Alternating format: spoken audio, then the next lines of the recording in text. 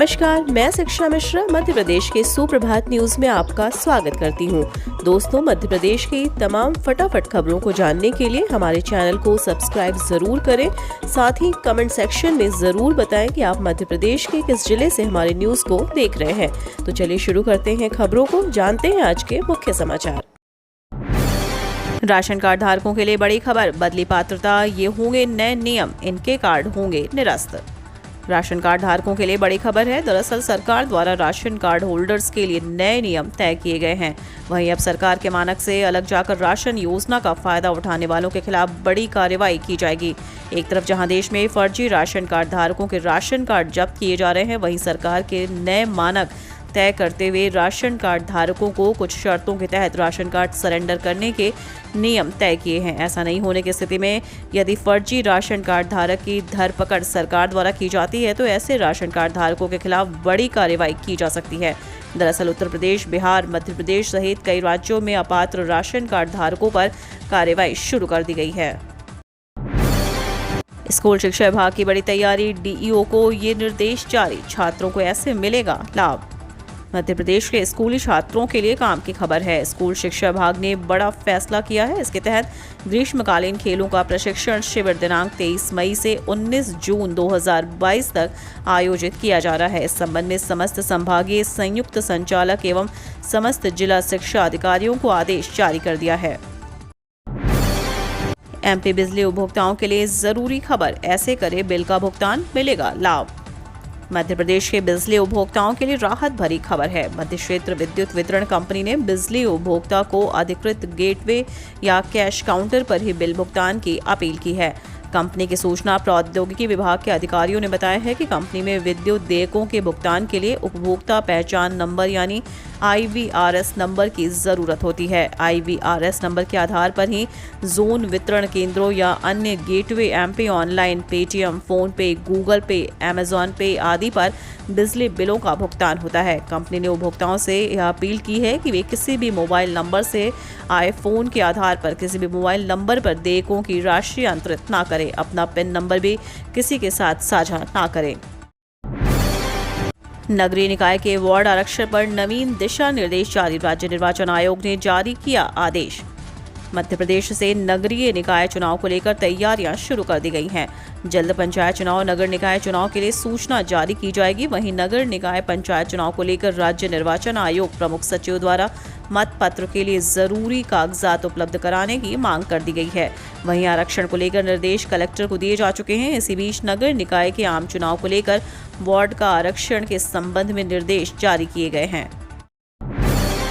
Petrol diesel के दाम को लेकर केंद्र सरकार ने की बड़ी घोषणा, घटाया उत्पादन शुल्क, इतनी घटेगी ईंधन की कीमत।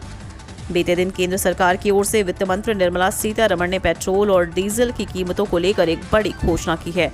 यह घोषणा जनता के लिए खुशी से कम नहीं है। अब देश में पेट्रोल और डीजल की कीमतों में गिरावट होगी। आपको बता दें कि आज निर्मला सीतारमण ने पेट्रोल के केंद्रीय उत्पादन शुल्क में 8 रुपये प्रति लीटर की कटौती और डीजल के उत्पाद शुल्क में 6 रुपये प्रति कटौती की घोषणा की है। इसी के साथ अब देश में पेट्रोल की कीमतों में 9.5 रुपये की गिरावट और डीजल की कीमतों में 7 रुपये की गिरावट देखी जा सकती है। कांग्रेस में नियुक्तियां, मिली चुनावों के लिए बड़ी जिम्मेदारी। प्रदेश में स्थानीय निकाय चुनाव की तैयारियां तेज हो गई हैं। कांग्रेस ने पंचायत चुनाव के लिए नियुक्तियां शुरू कर दी हैं। प्रदेश कांग्रेस अध्यक्ष कमलनाथ ने नियुक्तियों के साथ संभाग प्रभारियों को निर्देश दिए हैं कि वे जिला अध्यक्ष, ब्लॉक अध्यक्ष, विधायक, सांसद के साथ बैठकर एक समन्वय स्थापित करें। नरोत्तम मिश्रा ने कहा, विदेश जाकर भारत को बदनाम करना राहुल गांधी का एकमात्र एजेंडा। विदेश में भारत के हालात की तुलना पाकिस्तान से करने पर कांग्रेस नेता राहुल गांधी एक बार फिर बीजेपी के निशाने पर आ गए हैं। प्रदेश के गृह मंत्री डॉक्टर नरोत्तम मिश्रा ने कहा कि विदेश जाकर भारत की बदनामी करना हमेशा से ही राहुल का एकमात्र एजेंडा रहा है। यह बात अलग है कि उनका यह एजेंडा कभी सफल नहीं हो पाया। गृह मंत्री डॉक्टर नरोत्तम मिश्रा ने कहा कि राहुल गांधी हो या उनकी पार्टी कांग्रेस, सभी देश को बदनाम करने का कोई मौका नहीं चूकते। राहुल बाबा तो केवल इसी एकमात्र एजेंडे को लेकर विदेश जाते हैं। पहले भी उनके इस तरह के कई बयान सामने आ चुके हैं, लेकिन उनके मंसूबे कभी सफल नहीं हो पाते। दरअसल राहुल गांधी ही नहीं, पूरी कांग्रेस का यह चरित्र देश में ही नहीं विदेश तक में एक्सपोज हो चुका है। इसलिए उनके इस तरह के प्रलाप पर ना यहाँ कोई ध्यान देता और ना ही वहाँ। सीएम ने कलेक्टरों को दिए निर्देश, जावर हरसूद में शुरू होंगे स्कूल, युवाओं को मिलेगा रोजगार। मुख्यमंत्री चौहान ने खंडवा और डिंडोरी जिले में पेयजल व्यवस्था, आंगनबाड़ी एवं पोषण की स्थिति, प्रधानमंत्री आवास योजना, अमृत सरोवर राशन वितरण, सीएम हेल्पलाइन और मनरेगा जिलों में जारी नवाचार तथा एक जिला एक उत्पाद योजना में संचालित गतिविधियों की समीक्षा की। आंगनबाड़ियों में जन भागीदारी को प्रोत्साहित करने के लिए अभियान चलाने की आवश्यकता बताते हुए कहा कि वे स्वयं 24 मई को आंगनबाड़ियों के लिए जन सहयोग से सामान एकत्र करने निकलेंगे। इसके साथ ही युवाओं को रोजगार देने के बारे में भी विचार विमर्श किया। शिवराज पर कसा कमलनाथ ने तंज, ठेले पर कही यह बात। मध्य प्रदेश के मुख्यमंत्री शिवराज सिंह चौहान के ठेला लेकर बच्चों के लिए खिलौने एकत्रित करने के भोपाल की सड़कों पर निकलने के बयान पर पूर्व मुख्यमंत्री और प्रदेश कांग्रेस अध्यक्ष कमलनाथ ने तंज कसा है। उन्होंने कहा कि चुनाव आ रहे हैं और अब शिवराज जी परमानेंट ठेला चलाएंगे। जनता उन्हें समझ गई है, वो सिर्फ गुमराह करने की राजनीति कर रहे हैं। भोपाल में पत्रकारों के सवालों का जवाब देते हुए पूर्व मुख्यमंत्री कमलनाथ ने शनिवार को होने वाली कांग्रेस विधायक दल की बैठक पर कहा कि कांग्रेस चुनाव को लेकर तैयारियां तेज हो गई हैं। इसी पर चर्चा को लेकर कांग्रेस विधायक दल की बैठक की जा रही है। बैठक में चुनाव को लेकर होगी विस्तार से चर्चा, इसके लिए चुनावी रणनीति तैयार की जाएगी। कमलनाथ ने की भाजपा की तारीफ, कहा अगर हम हारे तो बीजेपी नहीं उसका संगठन हराएगा। मध्य प्रदेश के पूर्व मुख्यमंत्री कमलनाथ बीजेपी के संगठन से जबरदस्त प्रभावित हैं।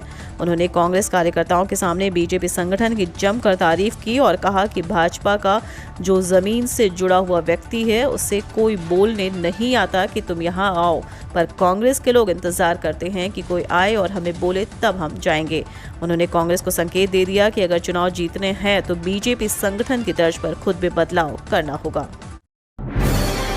मध्य प्रदेश के जिन डीएड कॉलेजों का सत्र एनसीटी ने किया शून्य, उन्हें माध्यमिक शिक्षा मंत्रालय ने दे दी संबद्धता। National council for teachers education ने परफॉर्मेंस अप्रेजल रिपोर्ट न भरने पर प्रदेश के जिन डीएड कॉलेजों का सत्र 2022-2023 शून्य घोषित कर उन्हें मान्यता के लिए अपात्र करार दिया था, उन्हें माध्यमिक शिक्षा मंडल ने संबद्धता जारी कर दी है। मंडल द्वारा गत 18 मई को जारी की गई प्रदेश स्तरीय सूची में कुल 742 कॉलेजों को संबद्धता जारी की गई है। इसमें ग्वालियर के 136, भोपाल के 55, इंदौर के 33 और जबलपुर के 14 कॉलेजों की संबद्धता जारी की गई है।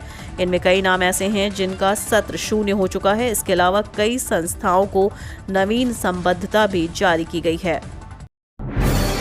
भर्ती ना हुई तो सेना में खाली पदों की संख्या 2 लाख तक पहुंचेगी। सेना में 2.5 साल से जवानों की भर्तियां बंद हैं। कोरोना महामारी शुरू होने से पूर्व वर्ष 2019-20 के दौरान सेना में 80,000 से ज्यादा जवान भर्ती हुए थे, लेकिन उसके बाद से भर्तियां नहीं हुई। सूत्रों का मानना है कि यदि भर्ती नहीं खुलती है तो इस साल के आखिर तक जवानों के रिक्त पदों की संख्या 2 लाख तक पहुंच सकती है। सेना से जुड़े सूत्रों ने कहा कि मार्च में संसद सत्र के दौरान इस मुद्दे पर विपक्ष की ओर से सवाल पूछे जाने के बावजूद अभी तक भर्ती प्रक्रिया शुरू करने को लेकर कोई दिशा निर्देश प्राप्त नहीं हुए हैं।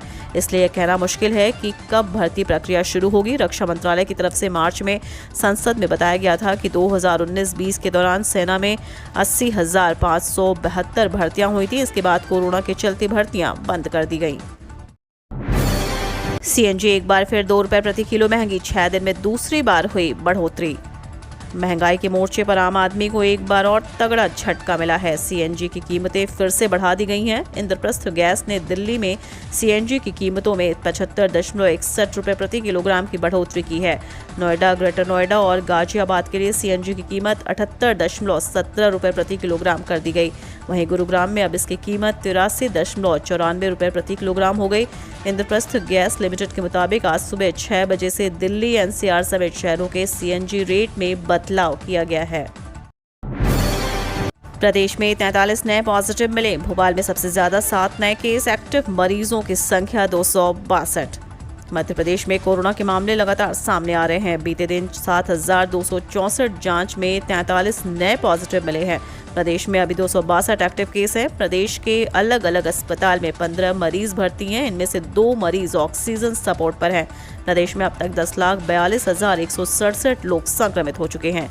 इनमें से 10,31,170 लोग ठीक हो चुके हैं। प्रदेश में अब तक 10,735 लोगों की कोरोना से मौत हो चुकी है। शुक्रवार को प्रदेश में 41 मरीज ठीक हुए हैं।